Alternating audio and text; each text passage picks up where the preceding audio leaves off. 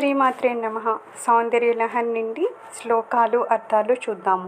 క్వణత్కాంచీదామా కరికలభకుంభస్తననతా పరీక్షీణా మధ్యే పరిణతసరశ్చంద్రవదనా ధనుర్బాణాన్ పాసం శృణిమపి దదానా కరతలే పురస్తాదాస్తం నః పురమదితురాహో పురుషికా.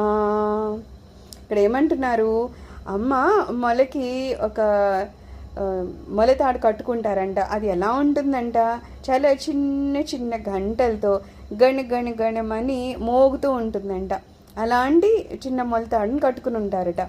అలాగే అమ్మవారి కుచములు ఉంటే ఎలా ఉంటాయి, ఏనుగు కుంభస్థలాలు ఎలా ఉంటాయి, అలా ఉండి కాస్త భారంగా ఉంటాయంట. అమ్మవారి నడుము చూసామా, చాలా సన్నగా ఉందా లేదా అన్నట్టు ఉంటుంది. అలాగే అమ్మవారి మొహం చూస్తేనేమో శరత్కాల పూర్ణచంద్రుడు ఎలా ఉంటాడు, ఎంతో ప్రభావవంతంగా ఉంటాడు కదా. అన్ని మాసాల్లో ఉండే పౌర్ణమి రోజు చంద్రుడు ఒకలా ఉంటారు, శరత్కాల పూర్ణ చంద్రుడు ఒకలా ఉంటారు. చాలా ప్రభావంగా ఉంటారనమాట. ఆ రోజు చాలా అందంగా కనిపిస్తారు. అలా ఉంటుందట అమ్మవారి ముఖము.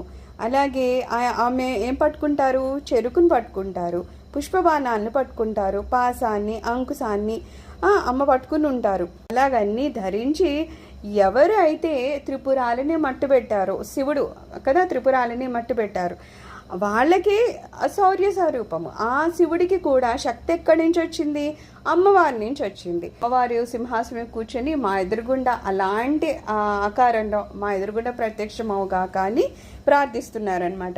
సర్వం శ్రీమాతృచరణారవిందార్పణమస్తు. లోకా సమస్త సుఖినో భవంతు. ఓం శాంతి శాంతి శాంతి.